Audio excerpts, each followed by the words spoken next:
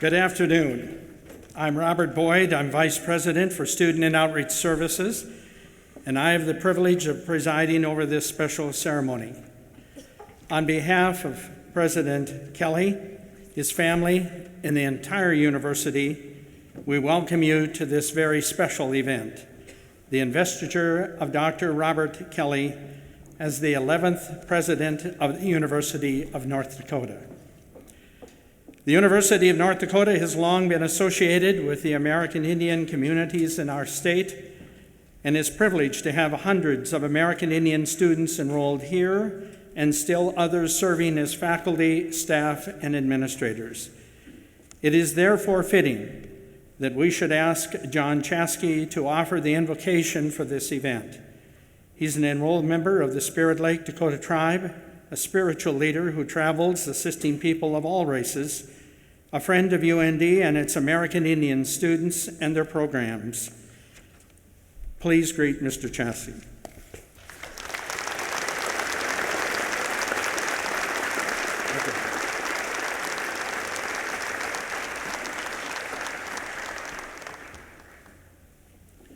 Oh, wana chiwak yakta.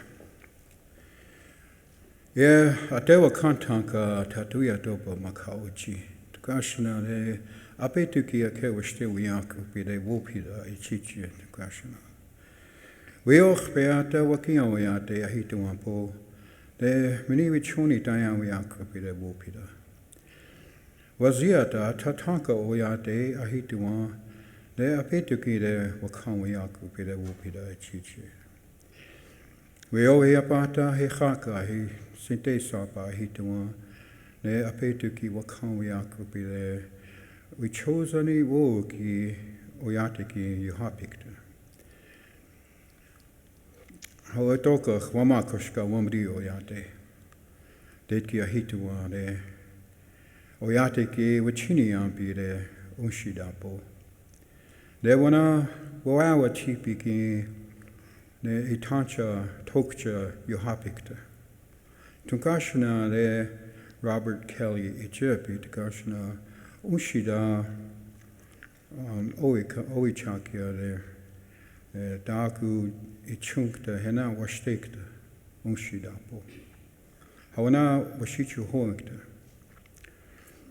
O Heavenly Father, Creator of all living things, we thank you for this day, and we offer our thanksgiving for this ceremony welcoming the new president to this university.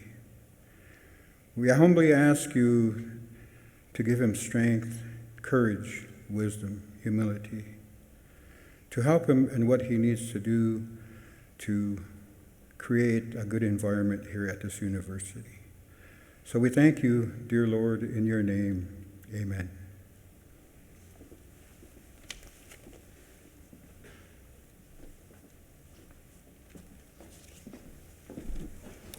You may be seated.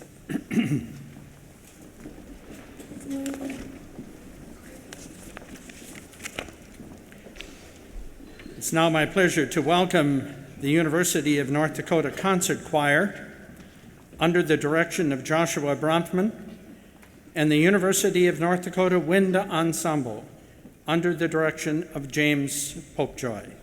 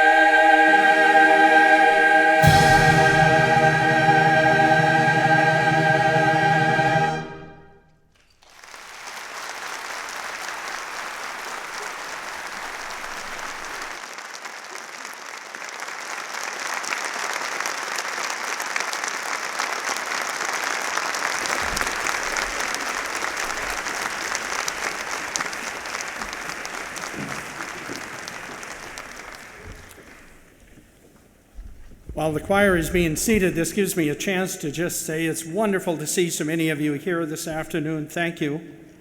And we received this tremendous gift of having such a beautiful, beautiful day.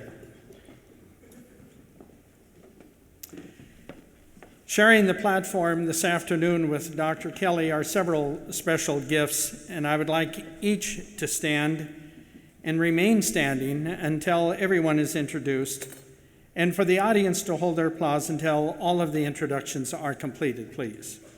First of all, from the great state of North Dakota, the governor of our state, John Hoeven. Representing Spirit Lake Nation, John Chaskey. President of the State Board of Higher Education, Richie Smith. Chancellor of the North Dakota University System, William Getz. Dean of our law school, Paul LaBelle. Representing faculty, John Jackson, Chair of the University Senate and the faculty representative on the State Board of Higher Education. Tyrone Grandstrand, President of our student body, and Mike Crenshaw, Vice President of our student body. Janice Hofferth, President of Staff Senate. And representing our more than 100,000 alumni, Rick Burgum, Vice President of the UND Foundation Board of Directors. David Gipp, representing the tribal colleges of the state and President of the United Tribes Technical College, and we're happy to say also a graduate of the University of North Dakota. Please welcome this group.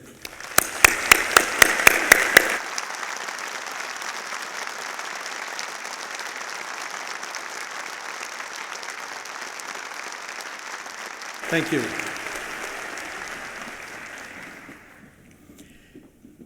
We also, of course, have special guests in the audience, and I would like to take just a few moments to introduce some of them. First, a group of people who find this whole event of special significance, and that's Dr. Kelley's family. Allow me to introduce them, and these, I think, deserve an opportunity to stand, and we'll introduce them separately, and feel free to applause. First, Dr. Kelley's wife and our First Lady, Marcia Kelley.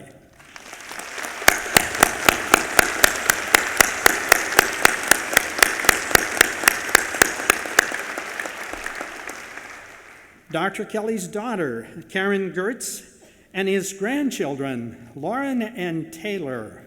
Where are they?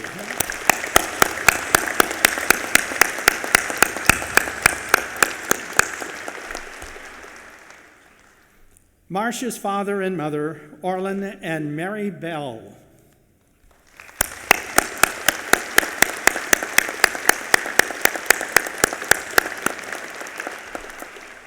And Marcia's brother, Greg Bell, and his wife, Michelle Bell.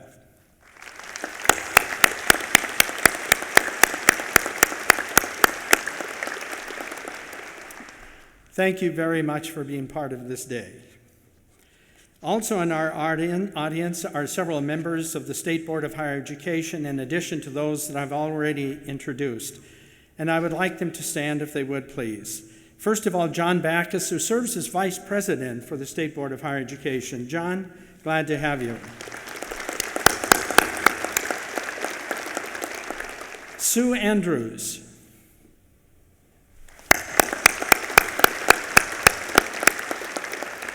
Dwayne Espegard.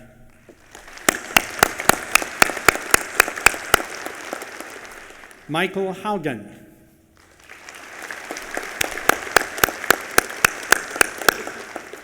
And Haley Kripe, our student representative and a UND student.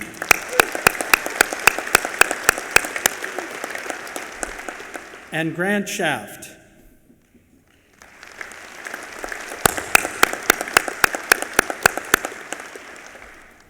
We also have members of the judiciary branch of state government, and I would like to introduce our two persons who are here. First of all, and we're very pleased that they've come, Chief Justice Gerald Vandewald and Carol Ronning Kapsner. Where are they standing?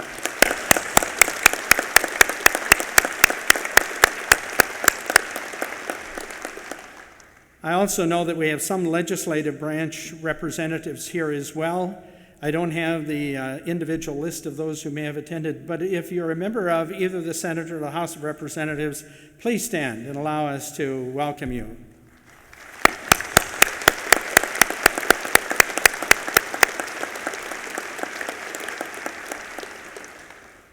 I also fully realize that we have other elected state officials present, and we thank you so much for attending.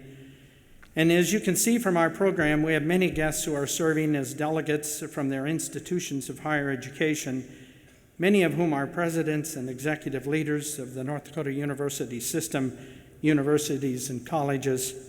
Thank you very, very much for joining us.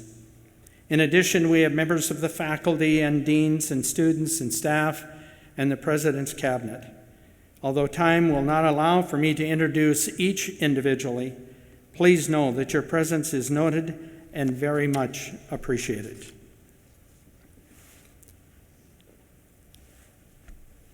Dr. Kelley, the Kelley family, platform guests, students, faculty, staff, alumni, and friends. This is a very special event in the life of our university. This is only the 11th time in our 125 years of history that we have welcomed a new president to our university family and witnessed his investiture as our leader. There may be those here and perhaps elsewhere who are wondering what all the fuss is about. For those who may, allow me a moment to explain. First, events such as this remind us of our heritage and our roots. During the 10 years of the preceding 10 presidents, the University of North Dakota developed and grew from an institution of only 11 students in the first day it opened its doors to the thousands who now attend its classes. It developed from one poorly constructed building to the broad and beautiful campus of today. From a small number of faculty members to an academy of hundreds of nationally and internationally known scholars who teach and do cutting research. It has survived from a time early in its history when the university nearly closed because of a lack of funding, to a time when the university's annual budget is more than $300 million and led by a president who is nationally recognized as a scholar with responsibilities far greater than any imagined by his early predecessors. The rocks from which this university is hewn were hardened by seemingly insurmountable challenges and incredible successes. In each case, the president was the scholar leader, who often by skill and vision and charisma and persistence and intellect helped make the difference between mediocrity and greatness. It is, therefore, a significant event when this president places its trust and faith in a new leader.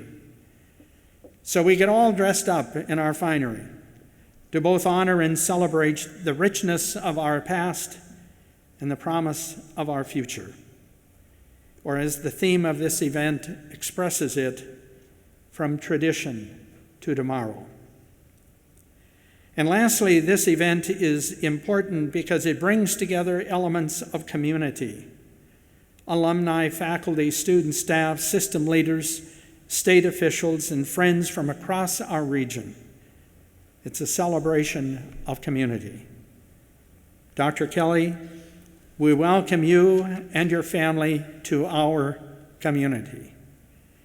You and Marcia have already won us over with your graciousness, your obvious competence, and your commitment to our state and our institution.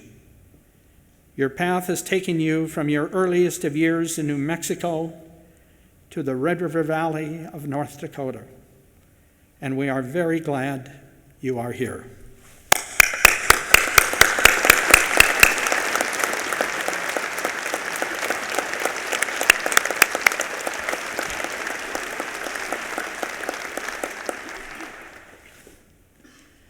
Dr. Kelley, our distinguished guests, your colleagues and friends are happy to share this day with you. All would like to personally greet you, but because of time, Their representatives are prepared to communicate their feelings and greet you on behalf of their constituencies. I'm asking that each comes to the podium now in the order that they appear in the program without any further instructions from me. And to begin this process again, I welcome to this podium the governor of our state, John Hoeven.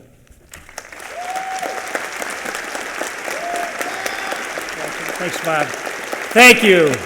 Thanks for that. Thank you very much. Thank you for that warm and wonderful introduction. Thank you for that nice warm welcome. First off, who agrees with me that the orchestra and the choir did a fantastic job? Wonderful.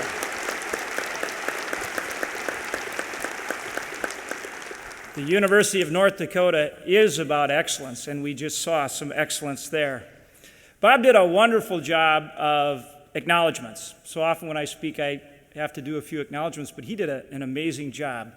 But I want to bid all of you welcome. You are all esteemed individuals. Students, faculty, staff, administrators, guests, friends, and family, thank you for being here for this very important event. Now, I would like to ask Dr. Robert Kelley and Marcia to stand one more time, and please join me in a nice, warm North Dakota round of applause for these great individuals.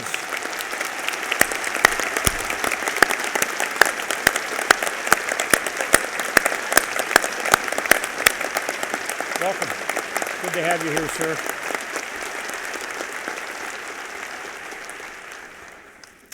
I will keep my comments brief, but I greatly appreciate this opportunity to do my duty. And my duty today at this inaugural is to bring a welcome and words of greeting to Dr. Kelley and to Marcia. And on behalf of the state of North Dakota and the people of North Dakota, we are so pleased to have you here. And on behalf of all North Dakotans, not only the UND family, but all North Dakotans, we bid you welcome. I've had some opportunity to get to know both Bob and Marcia a little bit, and I have to tell you, I'm very impressed and very pleased. You know they bring tremendous credentials to this job, both academic credentials and a work experience that is truly outstanding.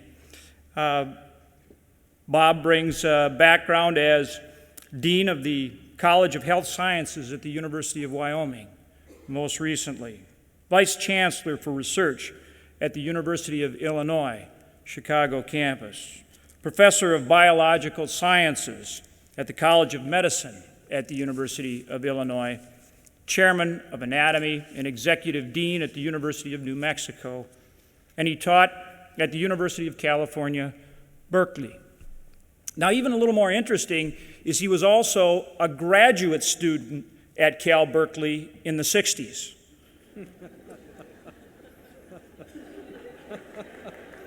Yeah. Remember all those group shots of all those folks at Cal Berkeley in the 60s? Did anyone see Bob in any of those pictures? We'll ask him about that later. Tremendous credentials and a tremendous career. And Marcia brings also tremendous credentials and a distinguished career in her own right in speech pathology. So they are, to say the least, an impressive team. But in addition to all that, I guess what has struck me since they've been here are the kind of people they are. Open, warm, friendly, taking the opportunity to understand the University of North Dakota and to understand our state and to connect with our people. And I think that that is going to make them very effective leaders for this great institution. If I could take just a minute, I want to bring a little bit of Bob Kelley to you in his own words. And this is from an interview he did with the Grand Forks Herald. And the question was, matter of fact, I talked to him, I think, the very day or the next day after he did this interview. And the question was, let's talk about UND. What do you see as its strengths? Bob said, quote, "Two things strike me right off the bat. In the summertime, it's a beautiful campus, and you can't help but notice that. The second thing that surprised me a little bit is the people of North Dakota, and especially the alumni of UND, are passionate about their institution. They love UND, and I can see why. It's an institution that you can be passionate about. The next thing I noticed is that the programs are strong.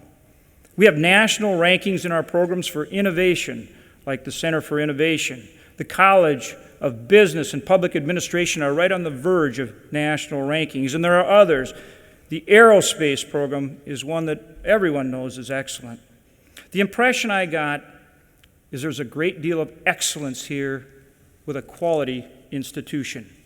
That quality is something we can be proud of. And I know Bob believes that that excellence is something we can truly build on for the future. And I know that Bob and Marcia are not only committed to that, but they will build on the excellence here at the University of North Dakota. So to both of them, to Bob, to Marcia, and to the entire Kelley family, we are so pleased to have you here. Welcome, congratulations, good luck, God bless.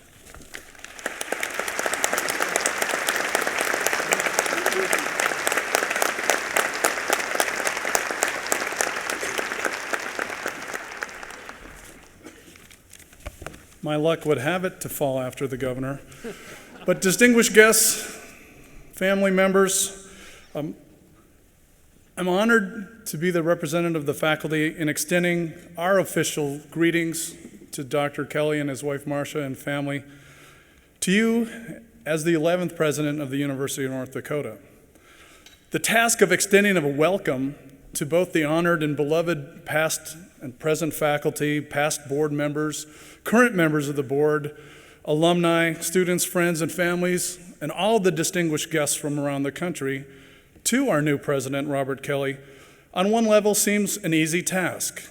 A welcome from this faculty, however, must acknowledge that faculty members have more than 2 minutes of greetings to extend.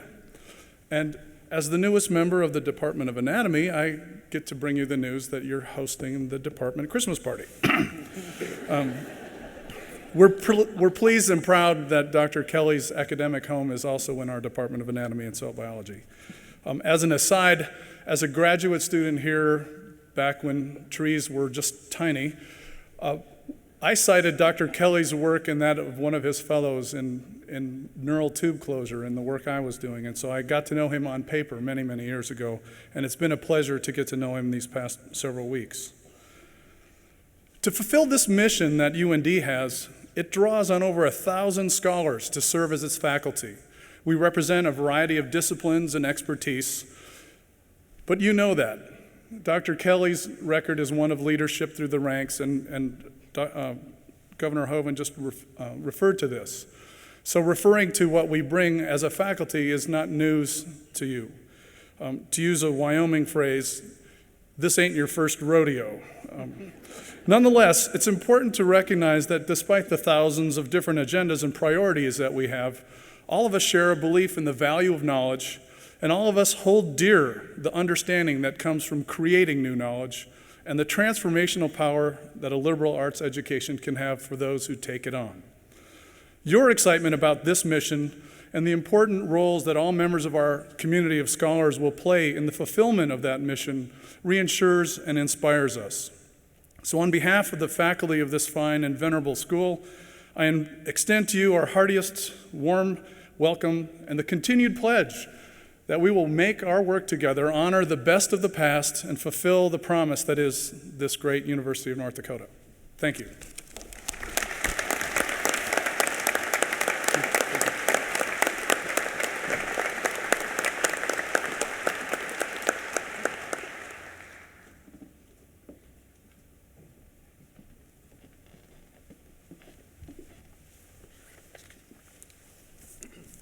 Dr. Kelley, things have been good at UND, but we have to be honest. Students are a little nervous about a new leader at UND. The cost of higher education has been rising steadily at a rate above that of inflation. And at UND, we've doubled our tuition in less than 7 years. Old fees have gone up at least that much, and new fees have been levied. We've seen hidden fees through our books at the bookstore, because UND has taken cuts out of bookstore sales, and we've seen cost reduction initiatives like the UND Pride Card implemented with little or no student input. Technically, through it all, students have had a voice, but it's not how we feel. You see, when passive consent is all that's required to make changes that could affect students negatively, we feel like our voices aren't being heard. Some would say that students are apathetic, but when over 600 students organize to formally express their opinion, and our voice is squelched, it seems we have no hope. And without hope, there is no reason to be anything but apathetic. We believe that Dr. Kelley can help to bring hope back to UND students. We have some stories that we want to tell about how he's dealt with students in the past, so you guys know exactly what we're talking about. While at the University of Wyoming, Dr. Kelley worked with a young pre-dental student who was called up to join the National Guard in Iraq. After the student arrived in Iraq, it became apparent that he would have a difficult time applying for dental school. Well, Dr. Kelley made the effort to continue corresponding with that student, encouraging and assisting him in applying to dental school. That student is now in his second year at the University of Nebraska Dental School. And Dr. Kelley was chair of the Department of Anatomy at the University of New Mexico School of Medicine. He taught a lot of Navajo students. Now, these students had difficulty working with cadavers because of their religious beliefs. Well, in 1985, long before they even had computer instruction in most medical schools, Dr. Kelley set up a digital anatomy lab so that these students could exercise and learn anatomy without having to actually go into the gross anatomy lab. While still at the University of New Mexico School of Medicine, Dr. Kelley had a student who struggled in histology, which is one of Dr. Kelley's areas of expertise and teaching. Dr. Kelley worked and worked with the student, helping him through his first difficult year of basic science work, and the student hit his stride in that first year, and eventually he graduated. Then he successfully completed his internship and residency. He returned to practice in his home state of New Mexico, and Dr. Kelley chose him as his own dermatologist, and later said that he was one of the most skillful physicians with which he ever consulted. Now, these are just a few examples of times that Robert Kelley made sacrifices for his students. But think about what they say about his character. Think about what they say about the man behind the face. This is someone who cares about students, someone who's willing to give his time and energy into helping them, someone who actually hears the student voice, and someone who believes that a single student, one single student, is worth his time. I don't know about you guys, but is this someone that sounds like they make a good leader for this university?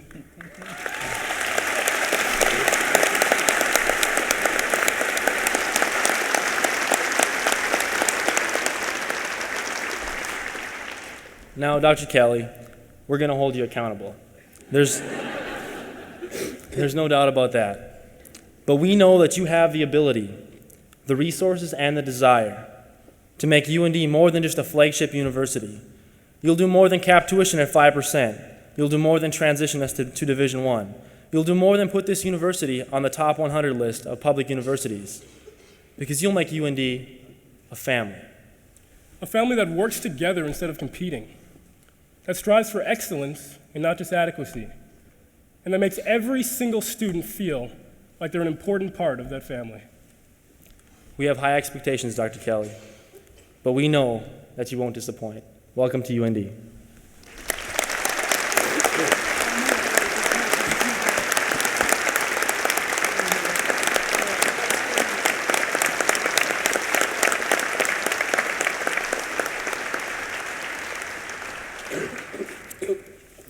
On behalf of the staff at the University of North Dakota, I am proud to welcome President and Marcia Kelley and their family to our campus.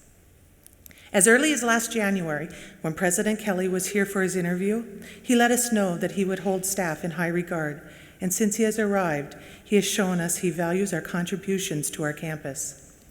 Recently, Lauren Leopold and I had the opportunity to meet with our new president, and he used the analogy that a university is like a body. The faculty and staff are like the muscular and skeletal systems of that body. One cannot work without the other. We let President Kelley know that if we were to serve as his systems, we were happy to have him serve as our head. He said that's a relief. He thought it was a gastrointestinal tract.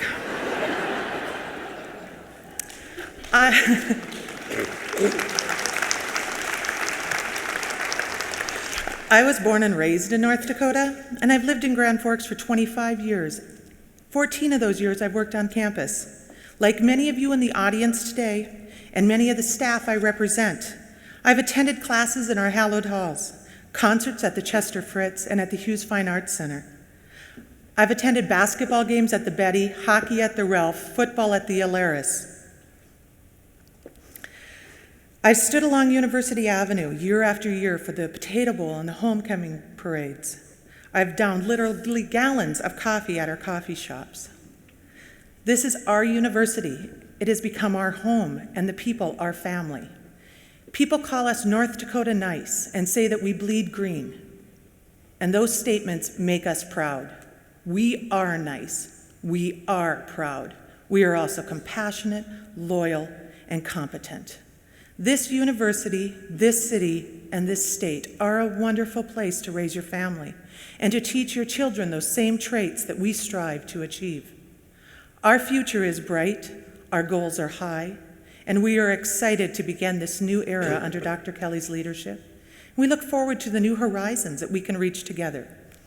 So President and Mrs. Kelley, on behalf of the staff at the University of North Dakota, welcome to our family.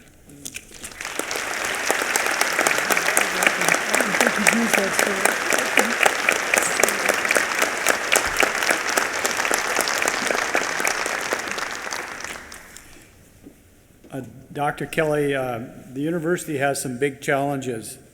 One of them is funding, another one is attracting quality students, and it takes energy and enthusiasm and excitement to deal with these challenges.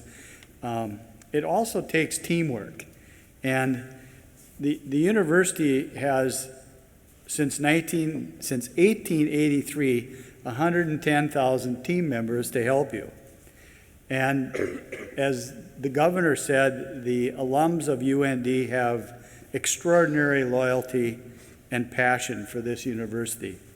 And the Alumni Association and the foundation is engaged. We're ready to work. Give us a job and we will do it. I play a little bit of handball. And you people may remember Dr. Clifford, President Clifford played handball, and he hated to lose. And that's why he was a very good handball player and a very good university president. And I've become acquainted with Dr. Kelley maybe 10 months ago, and I'm pretty confident that he has that same attitude as one of our previous presidents. So welcome. We're looking forward to working with you.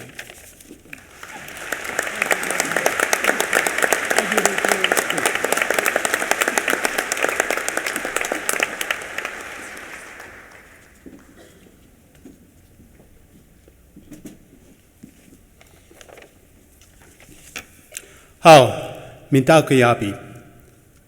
It's good to be here, my friends.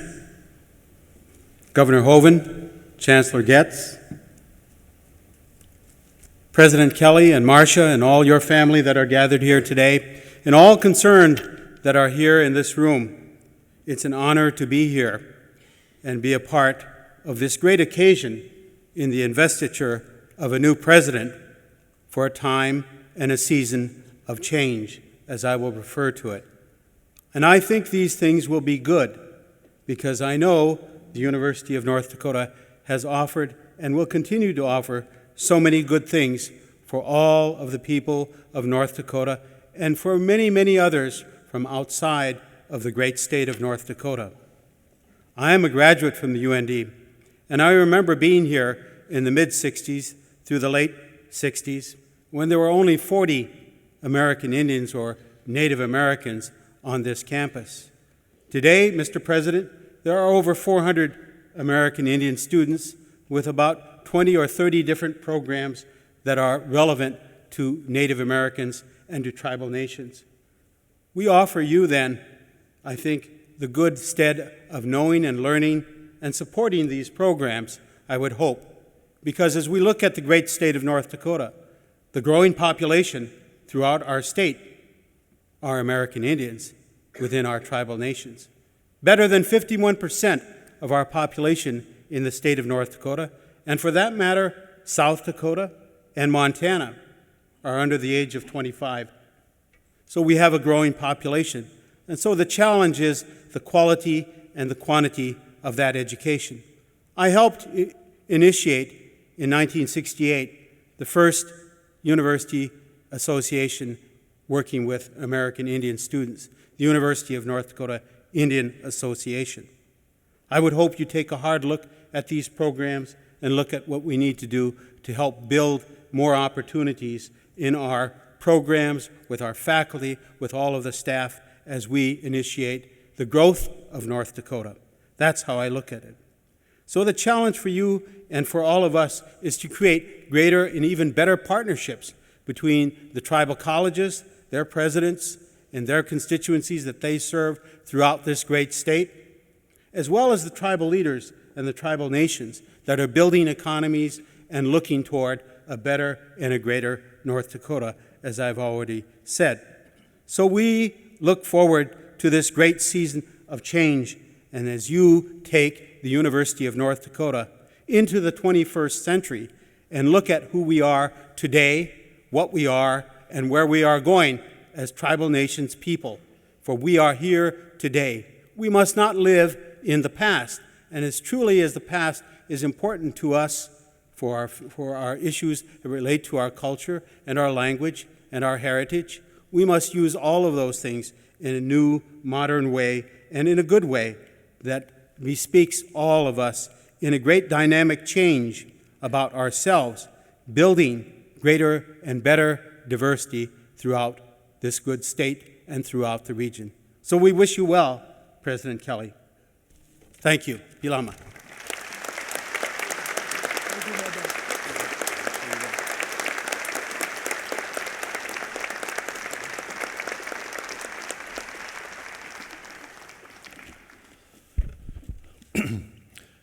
Good afternoon, everyone.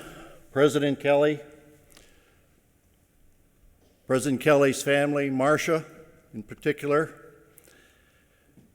This is indeed a celebration that one long remembers.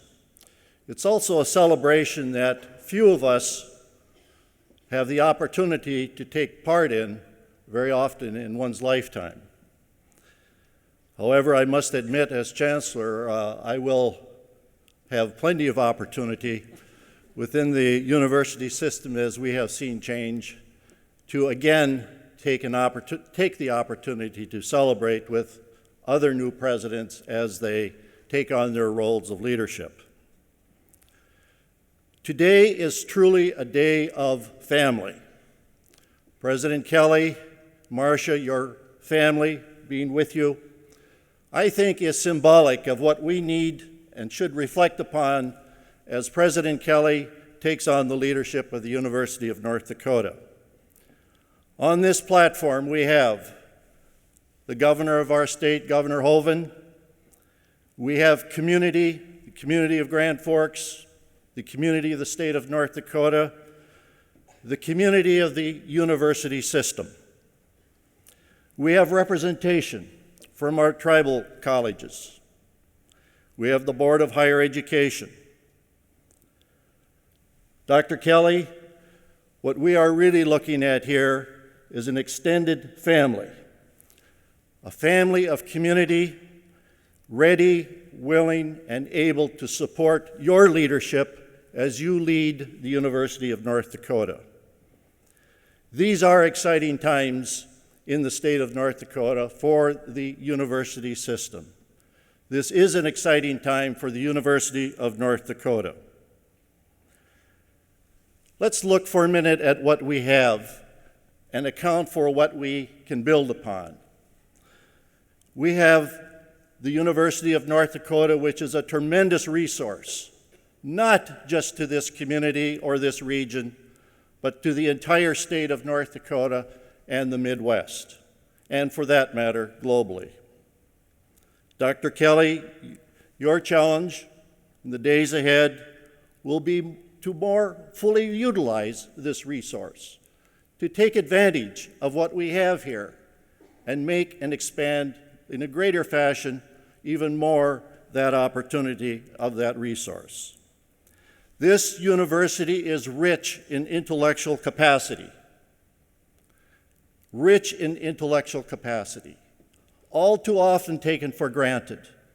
We in the state of North Dakota need to take greater advantage, Dr. Kelley, of this asset, intellectual capacity. There is true dedication of faculty, true dedication of staff, and true dedication of the administration. Let us recognize that and work together as a team as we meet the issues and we meet the challenges, but they're all in the context of opportunity. Our students, rich in wanting to learn and make for a better day tomorrow, our leaders of tomorrow. Dr. Kelley, our students, full of energy and vitality, want nothing more than to be able to take advantage of a university where all the qualities of learning, and learning not only intellectually but socially, is critically important. What an opportunity. Research capacity, untapped. We haven't even touched the potential surface of what we might be able to do more of, not only in terms of the University of North Dakota, but as Chancellor, I see great opportunity in a collaborative way in expanding those resources and sharing in a partnership and a very focused and determined strategic way. Finally, diversity of campus. This campus is rich in diversity. We need to build upon that asset in a positive way, because after all, today we are a part of a global society, and taking advantage of our diverse student body, our diverse faculty, and our diversity in terms of understanding one another intellectually can go a long way in a positive way in renewing this university, in recognizing again it in the terms of a global society.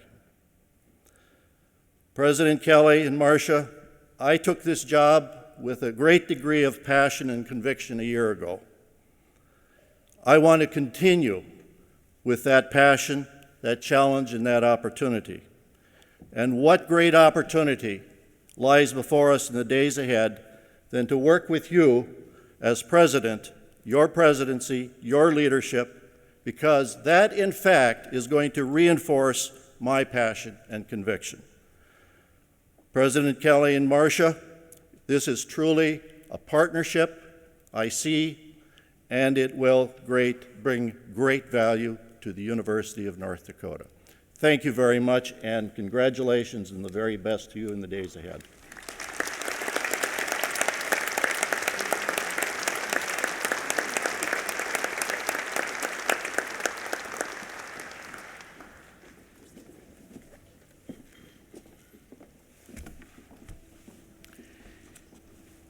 The University of North Dakota Choir will now return to provide another musical selection under the direction of Joshua Bronfman.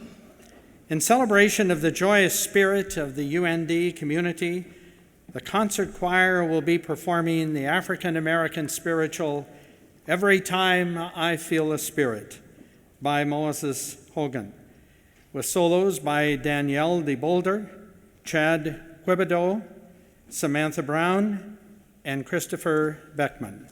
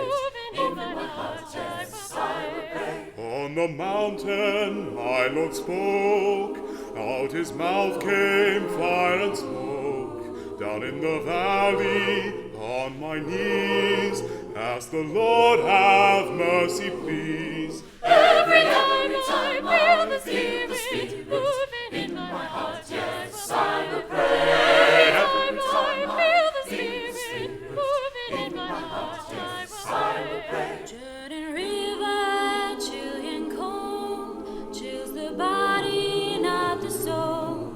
All around me looks so fine. Ask my Lord if I was mine. Every time will the Spirit moving in my heart, yes, I will pray. Every time will the Spirit moving in my heart, yes, I will pray. Ain't but one train on this track, gave to heaven and right back.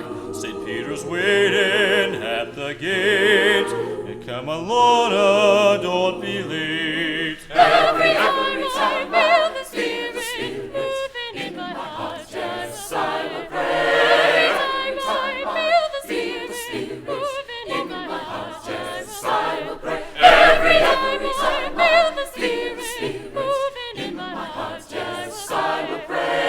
Every time will the Spirit moving in my heart, yes, I will pray. I will pray. I will pray. I will pray. I will pray.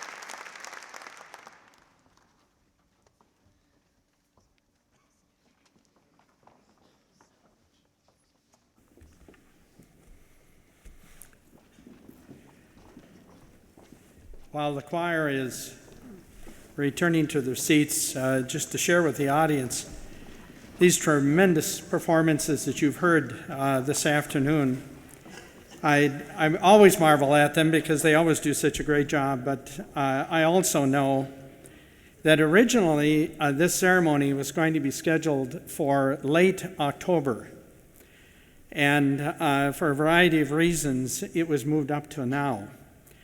And when we contacted these two directors to ask them if they could have performances ready, being the tremendous people they are, there wasn't a hesitation. We'll be ready.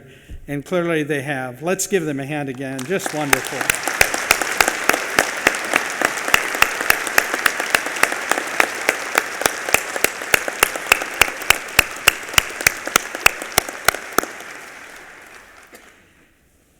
The inauguration of a university president includes the formal bestowing of the authority and the privileges and the responsibilities of this honored position. To perform this traditional ritual, I call on Richie Smith, President of the State Board of Higher Education, and he will be assisted by our Chancellor, William Getz.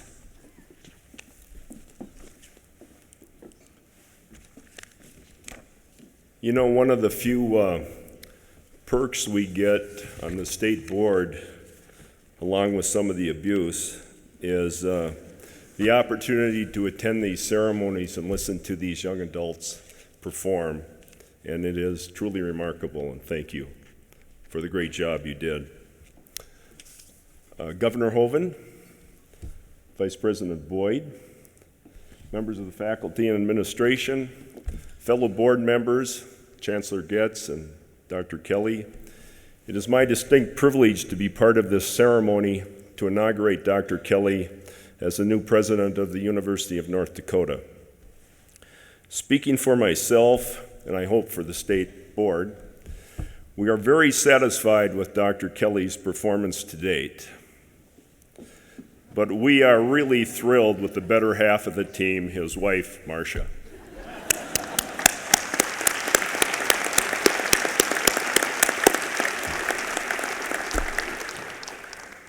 Having said enough, and without further delay, we'll proceed with the ceremony. Doctor, if you would rise. Dr. Kelley, it is a pleasure to direct your attention and the attention of all gathered here today, over to your left, to a copy of the original charter of the University of North Dakota, prominently displayed here on the stage. Enacted in 1883 by the Dakota Territorial Assembly, this document was first to use the official term North Dakota. The parchment original is carefully preserved in the university archives. The replica displayed here today is used at ceremonial events of the university.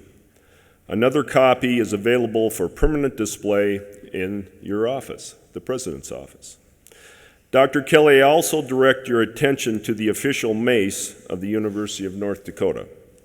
Made from the wood of the university's first building, Old Main, the mace represents the authority of the university to carry out its mission, to award degrees to students who have completed their courses of study as prescribed by the faculty.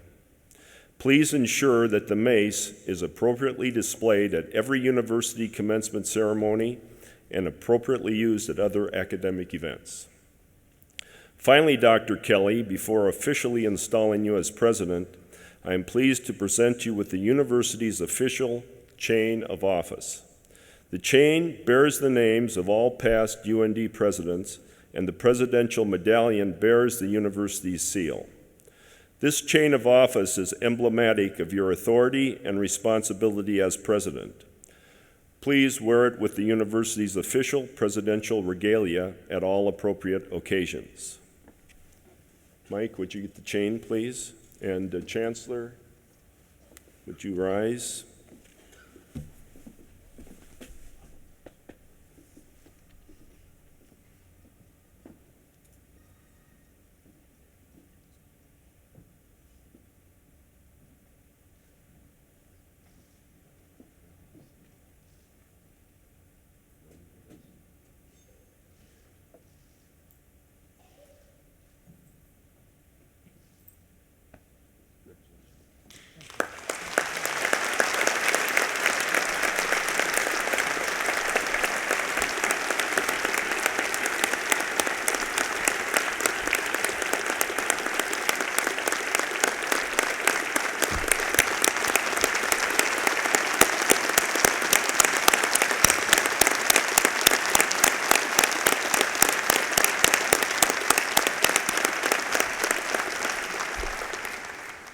By virtue of the authority granted to me by the North Dakota State Board of Higher Education, and in its name, I declare that you, Robert Otis Kelley, having been fully chosen to be the 11th president of the University of North Dakota, are vested with all the authority, responsibilities, and privileges of that office.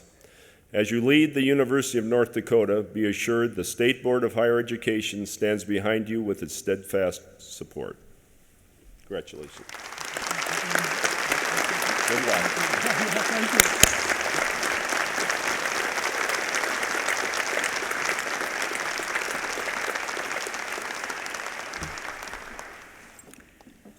And now to formally introduce our new president in preparation for his remarks, I welcome to the podium Paul LaBelle, Dean of our law school and chair of the Presidential Search Committee. Dean LaBelle.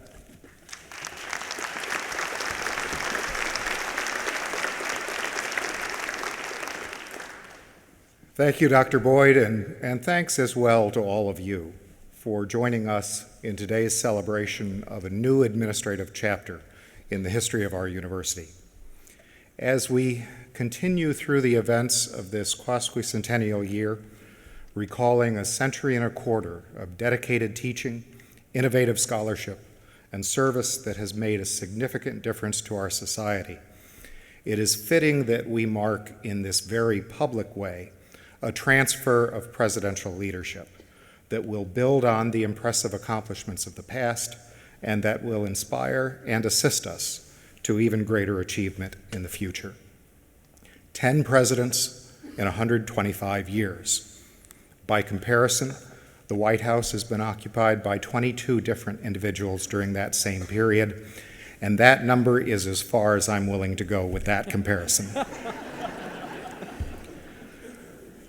Just as is true at the national level, the presidents of the University of North Dakota have brought distinctive styles to the office.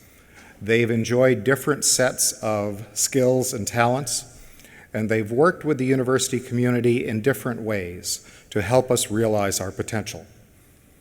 However long one's tenure in the presidency might be, success is measured against the same standard: to have left the university stronger and more ambitious than it was at the beginning of the presidential appointment.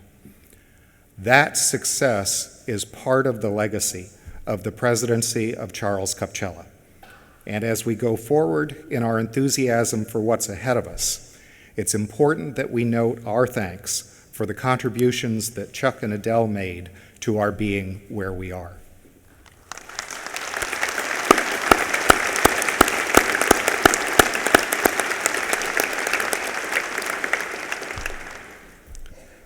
It's an honor to have been asked to introduce President Kelley, just as it was a privilege to have served with such a wonderful group of people on the committee conducting the presidential search that led to this occasion. I don't need to recite to you at great length the chapters in the professional history of Robert Kelley. That history reveals that by every objective measure, he is prepared and positioned to bring distinction to this 11th presidency of our university. You can read for yourself, and you've heard earlier speakers this afternoon talk about the impressive list of venues and roles in which President Kelley has achieved success. Success at every level of academic life, and significant contributions in all the dimensions of the responsibilities that attach to an academic life. As a student at Abilene Christian University, and then at the University of California at Berkeley, as a teacher and researcher, most notably for more than 2 decades at the University of New Mexico, as a professional committed to the advance of his discipline and to the expansion of access to an education in that discipline through his leadership roles in national organizations and institutes, as an academic administrator at the department level, at New Mexico, at the university level, at the University of Illinois at Chicago, and most recently as the leader of a multidimensional College of Health Sciences at the University of Wyoming. There are a number of conclusions that we can reach about the person we've inaugurated today, and a range of perspectives from which those conclusions can be derived. We know of his success as a teacher and as a scholar, and as an exemplary citizen in service to his institutions and to his discipline. Reading between the lines of that history, we see more than just a record of success. What we see is commitment. We see an investment of time and energy and self that is deep enough and lengthy enough to have a profound impact on the institutions to which he has been committed. We see an intellectual curiosity and an openness to change. We see a faculty member and administrator who has built solid structures of brick and mortar and who has built intellectual bridges across campuses and who has shared his professional expertise with universities and populations around the globe. We see someone who values diversity, who understands the contribution that comes from difference, and who has used his influence to lower the barriers to the full realization of the experience of academic growth. Perhaps most of all, we see someone who is, at his core, a person of the university, beginning with the formative experience of his childhood and his father's role as a university librarian, providing an early education about what it is that universities are and about the sacred trust that we are given as academics. This is someone in whom the values and the culture and the promise and the responsibility of a university are deeply ingrained. So from the record of his career and from the inferences to be drawn from that record, we can conclude that the future of our university is in good hands. But I don't want to simply introduce Robert Otis Kelley, PhD, with his good hands. I want to introduce Bob Kelley. Good hands are fine, but if we believe the advertising, an insurance company can give us those.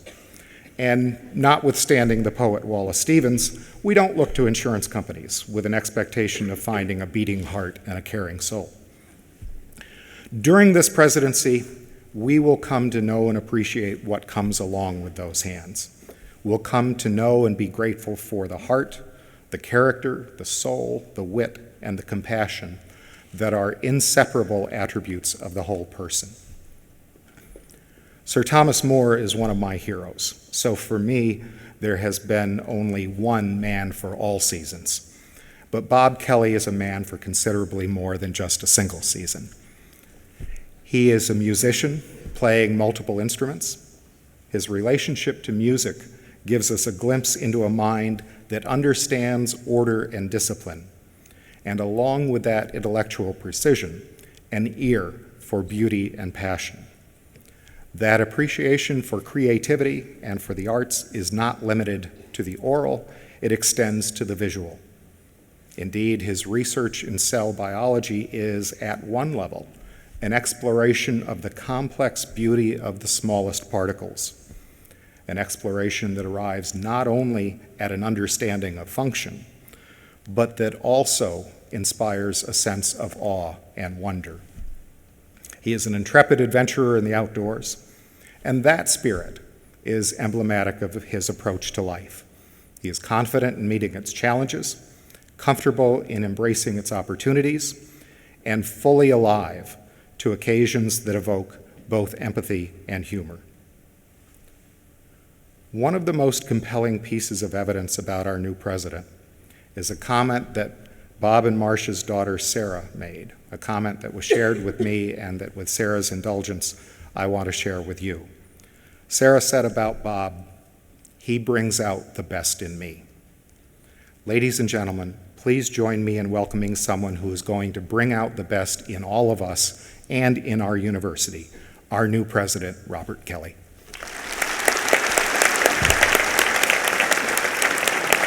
Thank you very much. You should read this.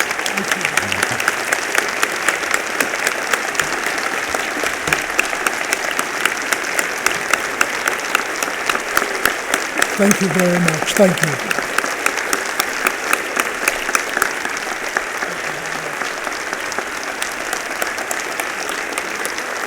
Thank you very much.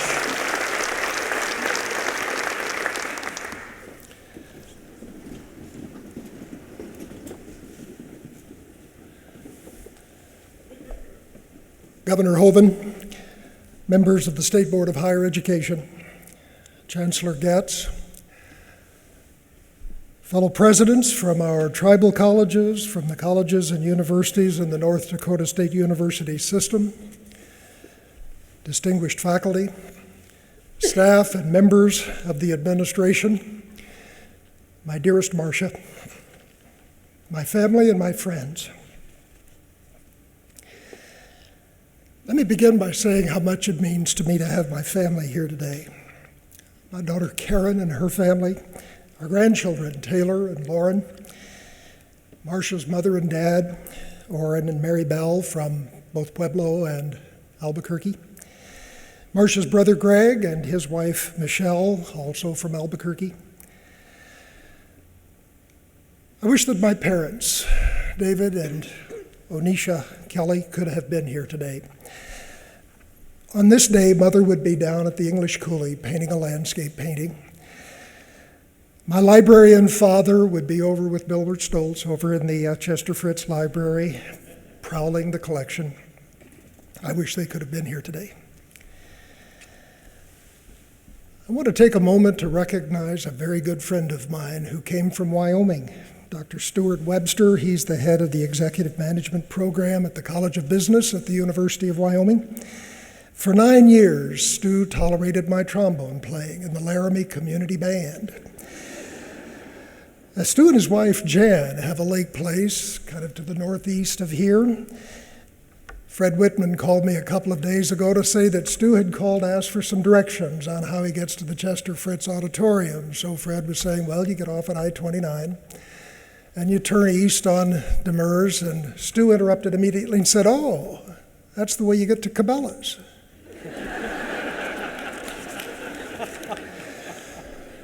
Stu, I'm very glad you're here. I want to welcome, too, the presidents and scholars, leaders of the other universities that are with us today. I had the privilege this morning of meeting a UND graduate and alumnus, Bill Rood, who's the president at Shippensburg, and a very dear and old friend of mine from Chicago, Dr. Charles Rice. Chip is the president at the Uniformed Services University in Bethesda. Took the time to join us today, and I thank you both. I should say that the leaders from our other universities, your presence reminds us of what we do every day here at UND. We teach, we gain new knowledge, we gain new insights into the world around us. We serve our community, our state, and our nation. And I welcome the students who have joined us. You're the reason that the university is here. And I must share with you, as I listen to the talent that's around us today, the future of this university is just incredible. I thank you for bringing your beautiful talents to us today. Thank you.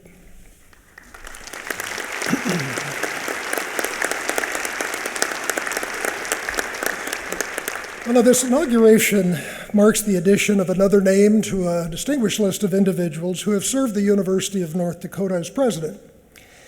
It should be noted that even though this ceremony looks a bit like a commencement, an inauguration is somewhat different. Commencement is a rite of passage for an individual, but an inauguration is a rite of passage for the entire university. It's also kind of interesting to consider the so-called inaugural address that I'm going to try to give here. To paraphrase Drew Faust, the current president at Harvard, Drew says that inaugural speeches are a peculiar genre. They are, by definition, pronouncements by individuals who don't yet know what they're talking about. Now, in preparing for this afternoon, I've been thinking about those who have preceded me. 10 times in the past 125 years, a new president has been invested with the task which it is now my turn to assume.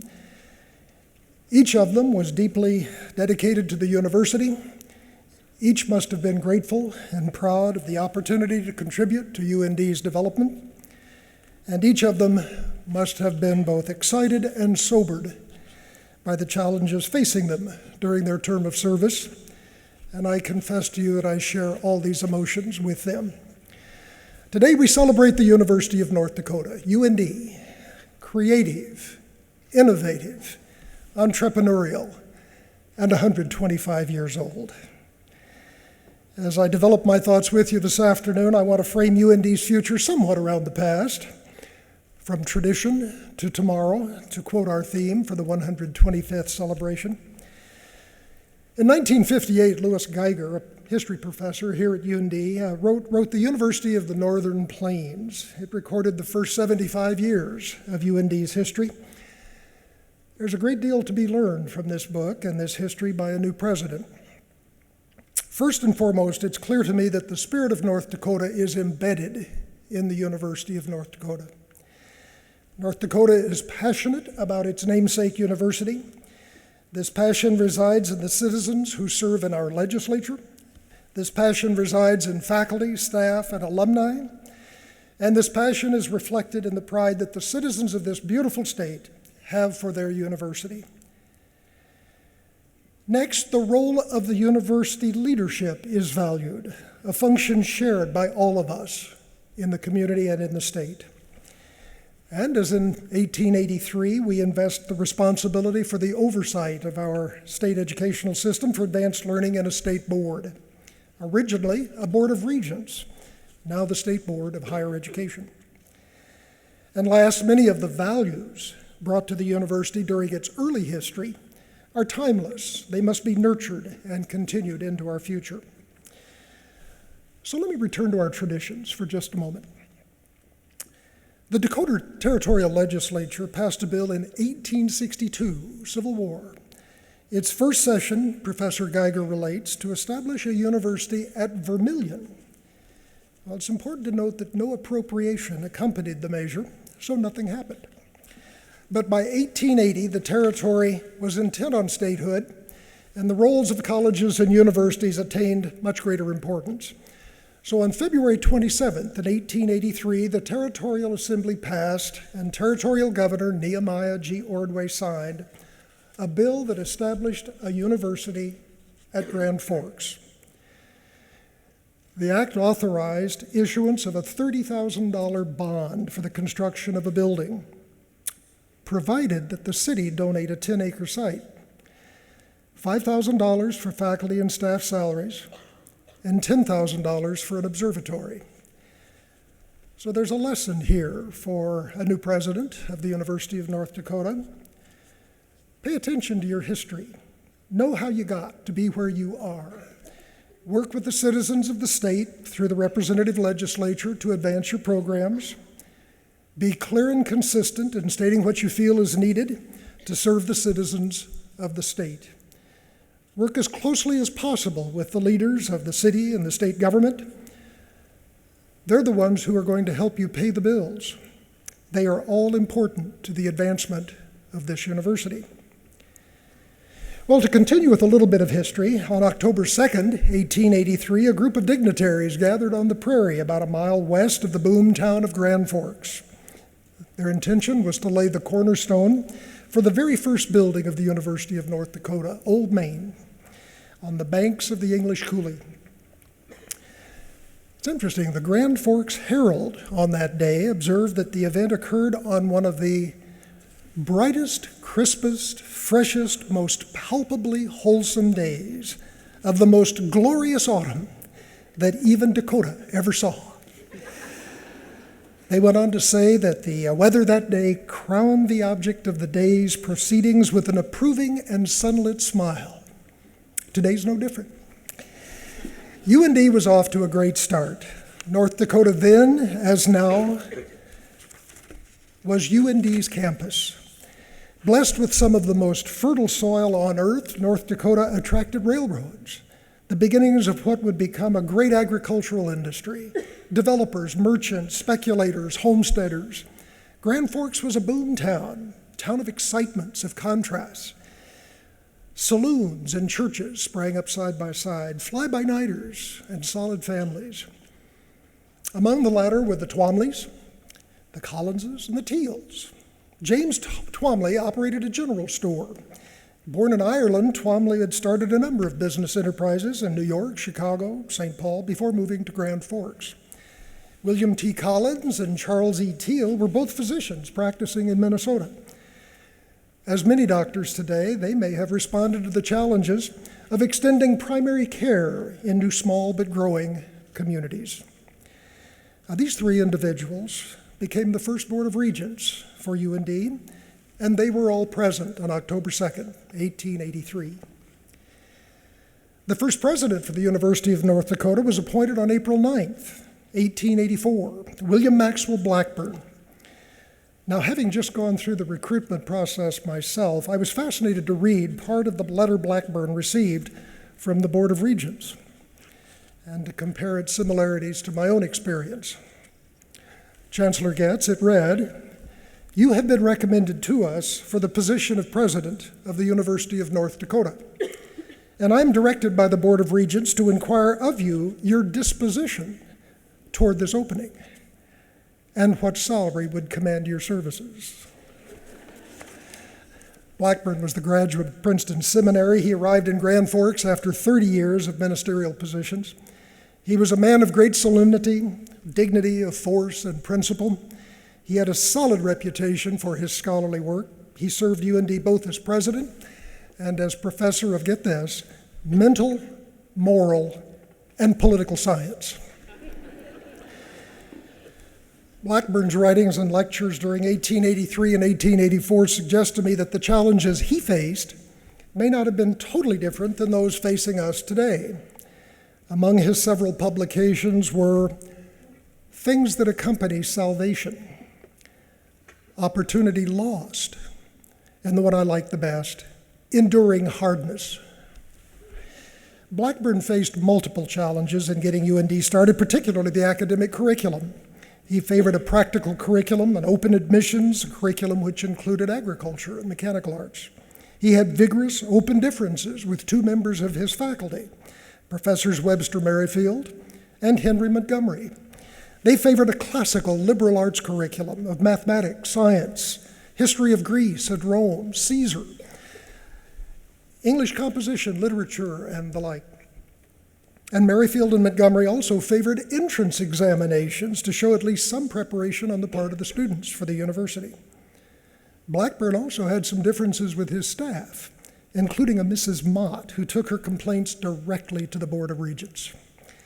Now, as Professor Geiger notes, the board ultimately elected to dismiss Blackburn after only 1 year as president.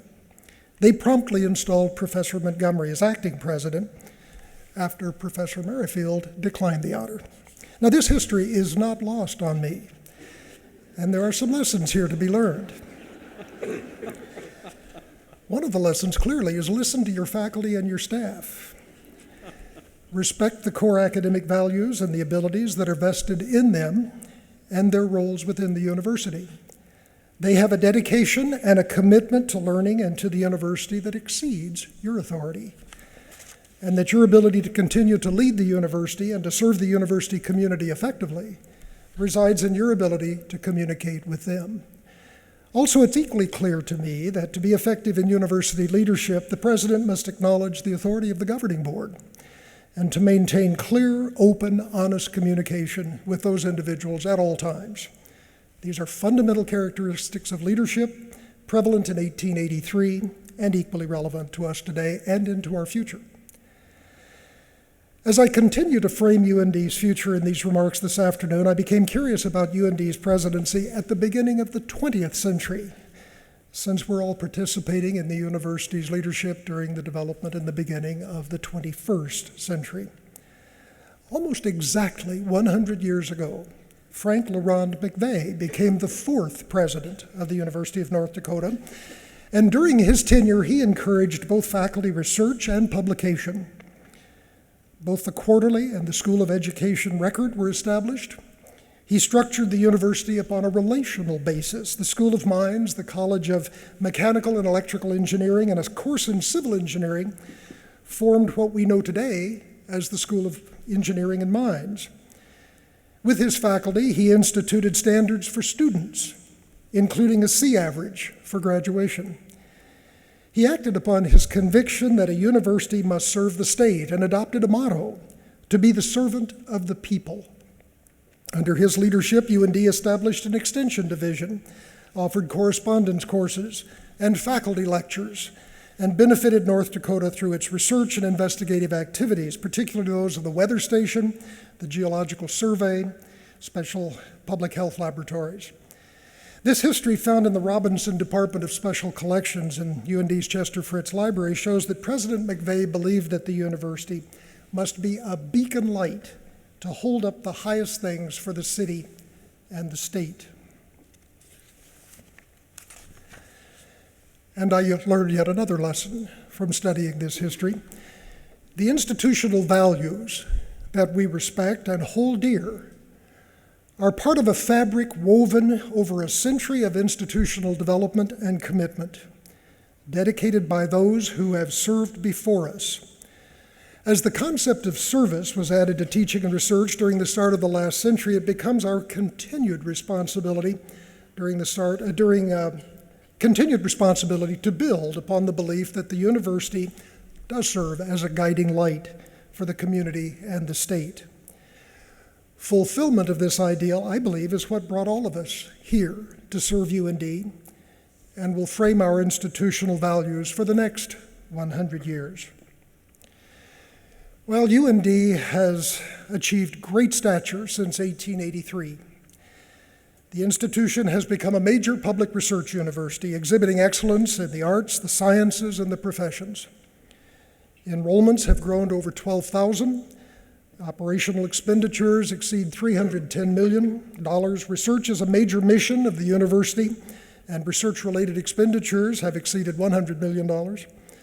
Our athletic programs have moved to the highest levels of intercollegiate competition, and our student athletes have demonstrated championship performance in their chosen sports. UND has become a major factor in the economic development of our city, our state, and our region. The dreams of our founders have come true. But we must contemplate the future. What will be our mission as we move forward in an increasingly complex world, and what resources will be needed as we attempt to move from great to exceptional in meeting UND's mission and its potential? When I was a graduate student at the University of California in Berkeley during the tumultuous decade of the 60s, I had the opportunity to listen to the university's president, Dr. Clark Kerr, as he addressed the many challenges facing that institution. He suggested that 4 tasks presented themselves to the university in our society. One is to continue to stimulate the quest for knowledge. Another is to transmit our knowledge to future generations. A third is to enable us to remain masters of our knowledge, to prevent the fragmentation of our society through our knowledge. And the fourth, and I've never forgotten this one, perhaps the most difficult, is to assess the values which our knowledge should enable us to serve. UND's task right now, like that of the University of California then, is little different. And by rising to these challenges, we strengthen our shared values and assure a successful future for the institution we love and we serve. Among our challenges are these. UND will need to commit to a level of engagement and service to our community, state, and nation as never before in our history. We are not only challenged to provide opportunities for education and learning for our students, but we are asked to place those students into a regional and national economy, an economy which we are also asked to develop. New businesses, new industry, new challenges. In this regard, UND is central to the continued prosperity of North Dakota and to its citizens. UND will be challenged to provide stewardship of resources which we must earn. I repeat and emphasize, earn. Regardless of whether these resources are appropriations from our state legislature, tuition and fees from student enrollments, grants and contracts from state and federal agencies, or gifts from friends and supporters of this great university. These resources are being competed for by many sectors, and UND must compete at the highest levels to justify the resources that are assigned to us. These resources will be earned through our creativity, our innovation, and our entrepreneurial spirit. UND will continue to be challenged to demonstrate a shared set of values: academic freedom, academic integrity and honesty, inclusiveness, an understanding of the cultural, ethnic, and racial diversity in our society, respect for individual differences and belief systems, a genuine commitment to the advancement of knowledge through teaching, research, and scholarship of all forms, and a commitment by this university to serve our society at every level. Those who are most heavily invested in our future are the students of the University of North Dakota. As I look ahead, I believe that UND's academic programs must provide for our students not only knowledge, but a systematic learning skill that will permit them to compete in a future world that we can only see dimly. We must prepare them for jobs and careers that may not even be in existence as we assemble here today. In addition, we must provide them with interdisciplinary and multidisciplinary experiences that will provide synergies for their learning. They must have the opportunity of working in teams of individuals with diverse skills, both diverse professional skills and diverse ways of thinking.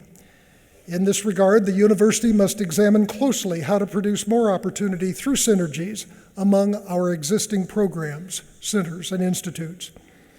To this end, I suggest that UND find ways to create superclusters among our academic programs, centers, and institutes, so that our students and faculty can apply their collective intellectual power to solving the big questions: sustainable energy, biocomplexity, strategies for international diplomacy, human ecology, global environments, and on and on.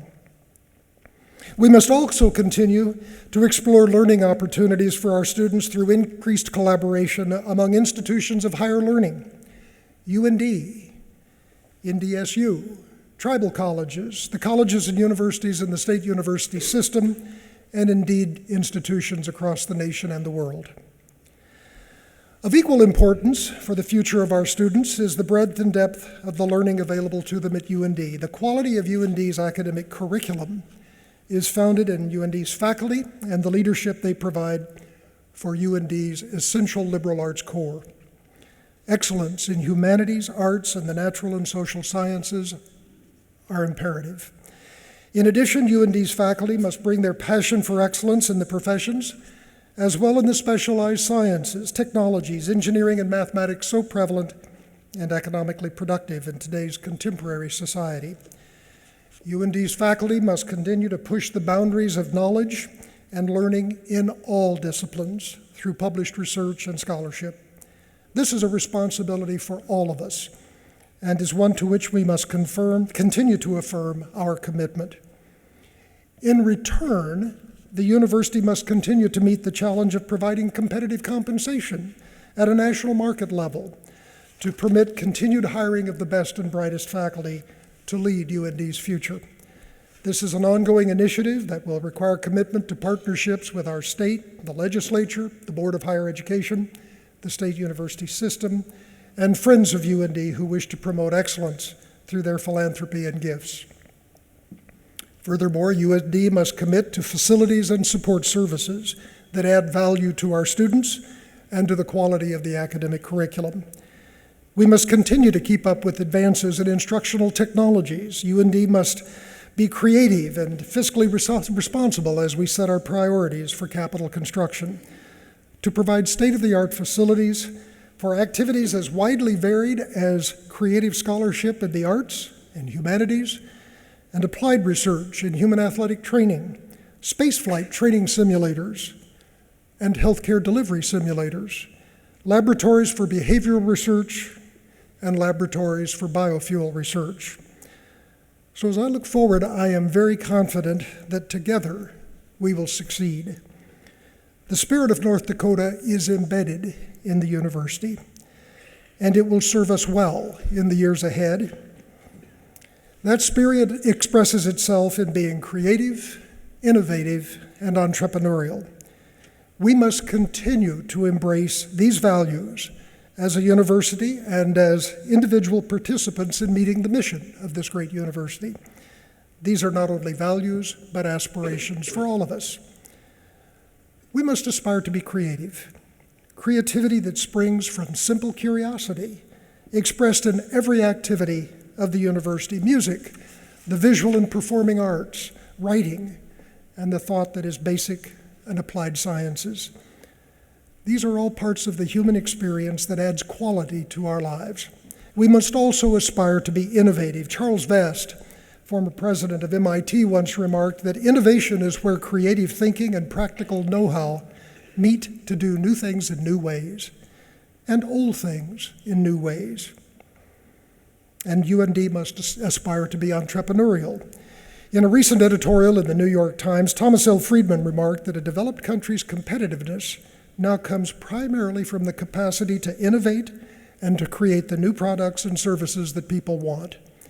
Entrepreneurial activity brought about by innovation is the only path to growth, prosperity, environmental sustainability, and national security for America.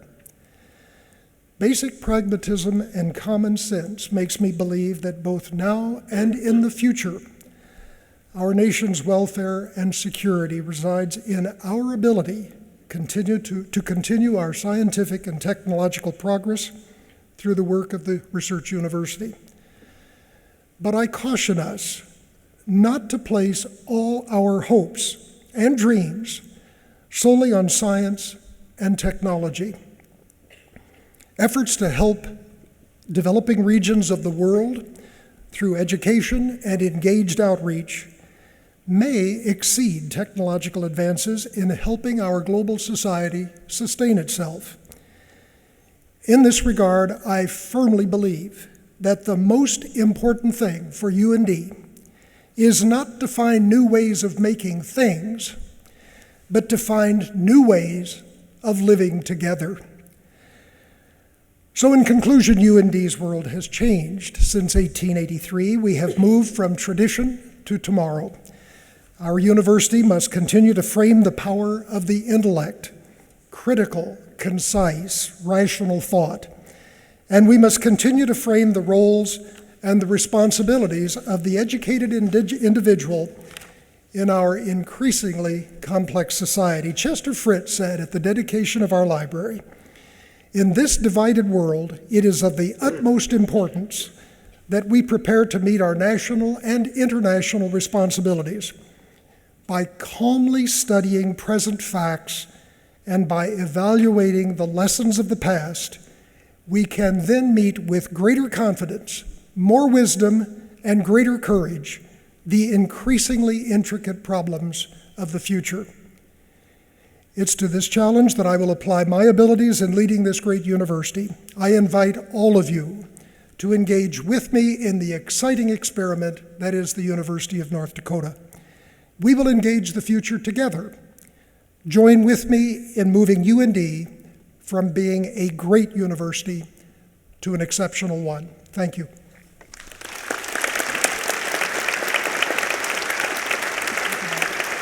Fantastic job. And thanks for everything.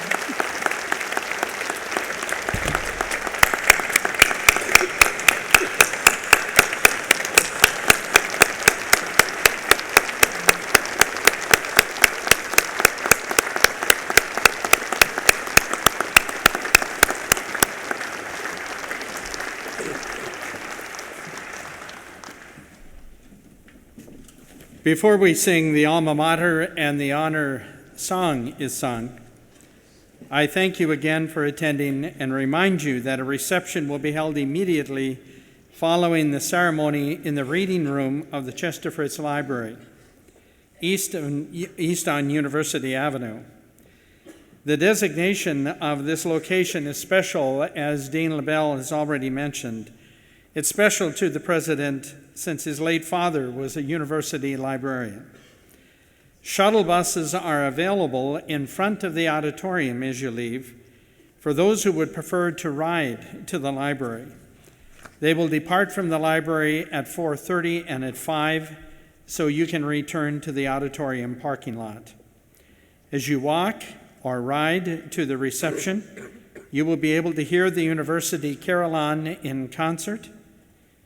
And now I will ask once again Joshua Brumpen to come forward and direct us in the singing of our alma mater. The words are printed in your program, and I'm going to ask you to please stand.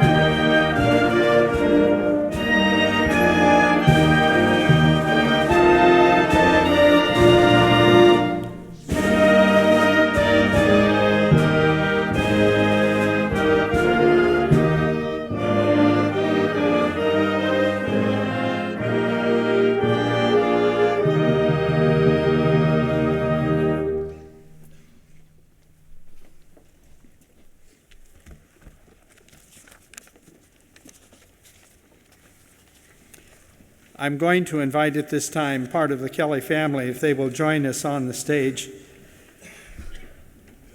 So feel free to come forward.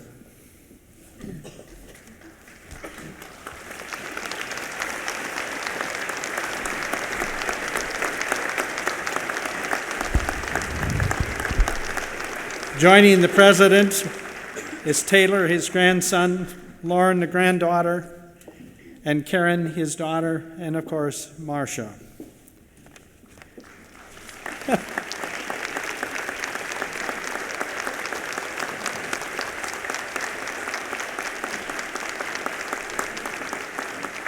I'm going to ask you now to remain standing as I call on Mr. John Chaskey again to have him introduce the honor song performed by the River's Edge Drum Group. In addition to those members of the singing group already listed in your program, Justin McDonald, Joseph Morset, Frankie McKay, Twyla Baker Demaray, Jess Bigay, and Kyle Davis will also be participating. Mr. Chaskey.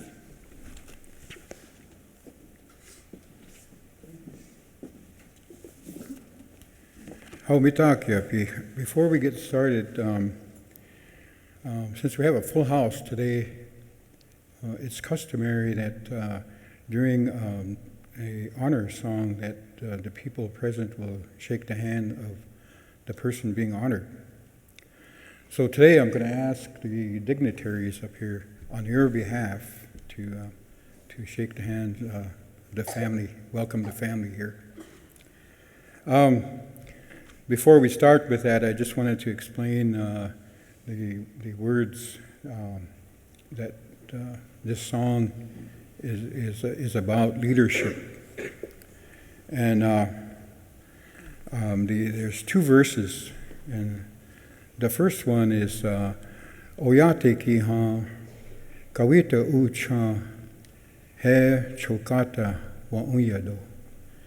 And it means not a literal translation, but it's in a time of need from our people, I will be there at the forefront to help. The second verse is Dakota wichochaki tewachida nacha he chukata wa unyado, which means that because I love the ways of my people, and I will be there in the forefront to protect our ways. And those are the translation of that song. So when they get started, and then we're going to, we'll, starting from Janice over there around the back and shake the hands. So when you're ready, boys.